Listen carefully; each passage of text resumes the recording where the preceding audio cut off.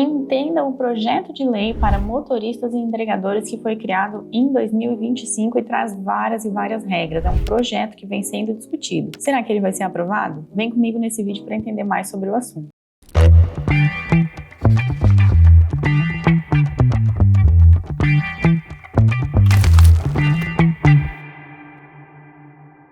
Pessoal, nós temos então um projeto de lei que foi feito no ano passado, 2025, e o objetivo desse projeto de lei é regularizar, ter normas mais claras a respeito da relação do motorista com essas plataformas, como por exemplo Uber, 99 e outras. Porque o que acontece? A gente vê uma série de ações trabalhistas sendo ajuizadas, cobrando vínculo de emprego, e há uma série de decisões divergentes a respeito do assunto. Algumas de fato reconhecem, outras não. Acaba que esses processos eles vão para o TST, eles vão para o STF para ter uma padronização de decisão, e isso tudo acaba trazendo uma demora, uma morosidade para aquele processo que não seria necessário se a gente já tivesse regras mais claras definidas. Então, vem esse projeto de lei, que são vários, na verdade, que já foram feitos, mas esse é o que está sendo mais fortemente debatido, e ele traz aí algumas situações que eu acho interessante a gente pontuar aqui no vídeo. Por exemplo, as diretrizes aqui para os usuários, Usuários são aquelas pessoas, físicas normais que fariam o uso daquele transporte através do aplicativo. E o trabalhador autônomo plataformizado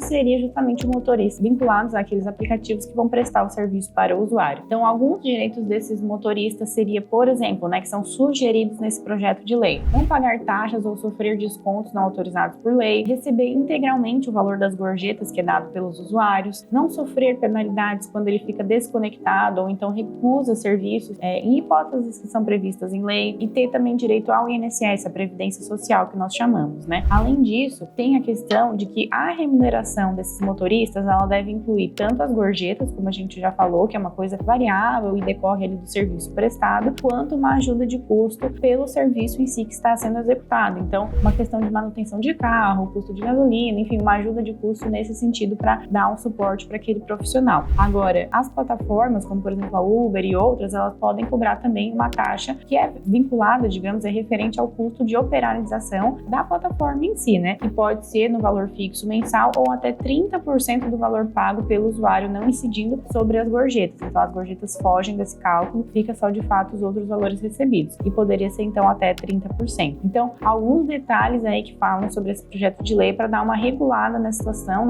para tentar de fato definir um regime de trabalho para essas pessoas, porque, como eu falei, há muito debate ainda, é uma situação que está incerta. Hoje em dia a gente ainda tem decisões que reconhecem o vínculo CLT, apesar da maioria não reconhecer, mas em que pese, a maioria não reconhecer, também se tem um limbo ali de quais são os direitos quando a gente vai para uma outra justiça competente. Agora a gente vê que também há muitas plataformas que fazem exigências do motorista que são desarrazoadas, e é por isso que existe muitos processos pedindo vínculo de emprego, Porque, por exemplo, esse projeto de lei que corretamente, se a gente não enquadra o trabalhador no CLT, ele corretamente prevê que, por exemplo, a plataforma ela não pode exigir uma relação de exclusividade, Então, o motorista ele pode prestar serviço para N plataformas, várias que ele entender necessário, que ele tiver interesse. Outra coisa também, não se pode exigir uma jornada mínima de trabalho daquele motorista, se ele não é de fato uma pessoa CLT. Então a gente vê que são feitas algumas distinções e dado alguns direitos para que o motorista realmente não se enquadre num regime CLT, Não pode também haver uma disponibilidade mínima obrigatória dentro da plataforma por parte do motorista, restrições a períodos de ausência ou então escolhas de horário, não pode haver esse tipo de restrição, essa imposição,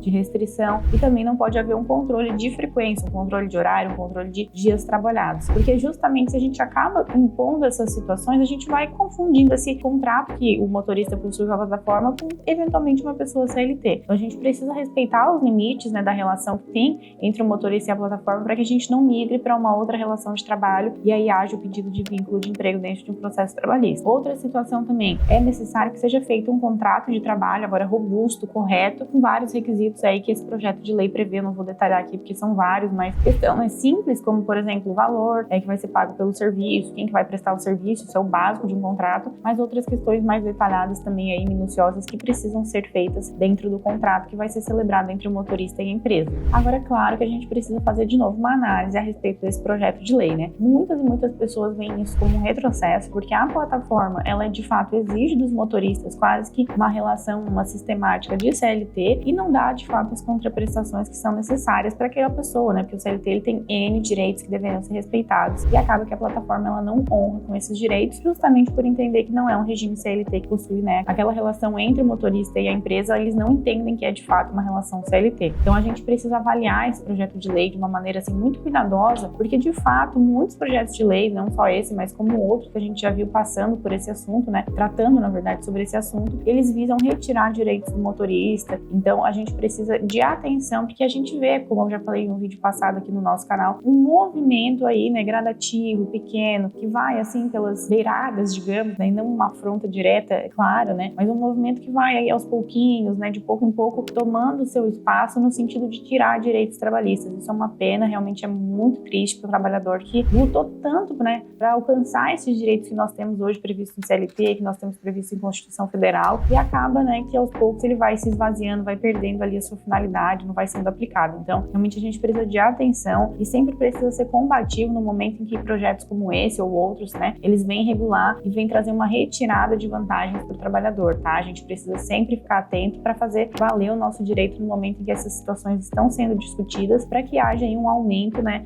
dos benefícios, das previsões em favor da pessoa que está prestando o trabalho, né, daquele motorista que a gente sabe que não são condições fáceis, é uma rotina de trabalho desgastante, né, o carro acaba eventualmente também ficando sucateado de tanto, né, que há o uso. Então todas as ferramentas de trabalho, né, o trabalhador ele precisa honrar com aquilo, ele precisa arcar com aquilo tudo sozinho, então é um custo elevado, então é necessário que de fato alguns direitos mínimos pelo menos sejam observados para que seja uma relação saudável entre o motorista e a empresa, tá bem? Espero que vocês tenham gostado desse vídeo. Se vocês têm opinião sobre esse assunto, né, o projeto de lei é bacana, ou o projeto de lei de fato retira direitos, não é vantajoso para os motoristas, principalmente aquelas pessoas que já trabalham dentro dessa plataforma, têm muita experiência, né, sabem os desafios do dia a dia, sabem das necessidades, e é interessante compartilhar aqui nos comentários, justamente para que a gente tenha, né, conhecimento e tenha esse espaço de debate aqui entre nós, e isso gera, sem dúvida, uma contribuição para toda essa situação que vem sendo trazida à tona aí com projetos de lei, tentativas de regularização, porque é uma situação que hoje ainda está em aberto, há uma certa insegurança jurídica a respeito do tema, tá bem? Espero então que vocês tenham gostado desse vídeo, até a próxima, curtam, compartilhem, se inscrevam aqui no nosso canal e a gente está sempre à disposição no WhatsApp para retirar dúvidas, o link fica aqui embaixo. Tchau, tchau, até a próxima!